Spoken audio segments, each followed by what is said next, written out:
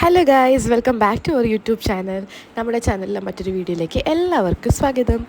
ഞങ്ങൾ കൊച്ചിയിൽ കൊക്കോ എന്ന് പറഞ്ഞൊരു സെക്യൂരിറ്റി ആൻഡ് ഹാക്കിംഗ് കോൺഫറൻസിൽ പാർട്ടിസിപ്പേറ്റ് ചെയ്തിട്ടുണ്ടായിരുന്നു. അപ്പോൾ നമുക്ക് അവിടെ കുറച്ച് സ്വാഗ് ഐറ്റംസ് കിട്ടിയിട്ടുണ്ടായിരുന്നു. അപ്പോൾ അതെന്തൊക്കെയാണ് നിങ്ങൾ കാണിക്കാനുള്ളൊരു വീഡിയോ ആട്ടോ ഇത്.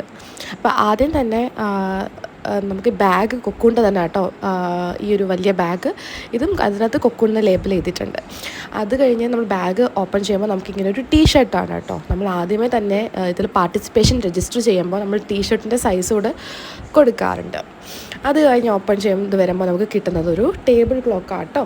ഇത് നമുക്ക് നമ്മുടെ ഓഫീസ് ക്യാബിനിലെ ടേബിളിലും മറ്റുമൊക്കെ നമുക്ക് വെക്കാൻ പറ്റിയ നല്ലൊരു ക്യൂട്ടായിട്ടുള്ളൊരു ടേബിൾ ക്ലോക്കാണ്. അതിലും കൊക്കോണിന് ലേബൽ ചെയ്തിട്ടുണ്ട്. കൊക്കോൺ ഇതെല്ലാം കൊക്കോണിൻ്റെ സ്വാഗ് ഐറ്റംസാണ്. അത് കഴിഞ്ഞത് നമുക്ക് ഇങ്ങനൊരു നല്ലൊരു വലിയ ക്യാരി ബാഗ് ഉണ്ട്. നമുക്ക് അത്യാവശ്യം സാധനങ്ങളിലൊക്കെ ക്യാരി ചെയ്തുകൊണ്ട് പോകാൻ പറ്റും. നല്ലൊരു ക്യാരി ബാഗാട്ടോ, നല്ല ക്ലോത്തിൻ്റെ ക്യാരി ബാഗാണ്. ഇതിനകത്തും കൊക്കോണിന് ലേബൽ ചെയ്തിട്ടുണ്ട്. അത് കഴിഞ്ഞത് ആ ബെഡിലിരിക്കുന്ന ഒരു വൈറ്റ് കളർ ബോക്സ് ഉണ്ട്. അതൊരു ടേബിൾ ലാമ്പാട്ടോ, ഞാൻ കാണിക്കാൻ മറന്നുപോയി. അതും അത്യാവശ്യം നല്ലതാട്ടോ. ടച്ചിൻ്റെ ഒരു LED ലാമ്പാണ്.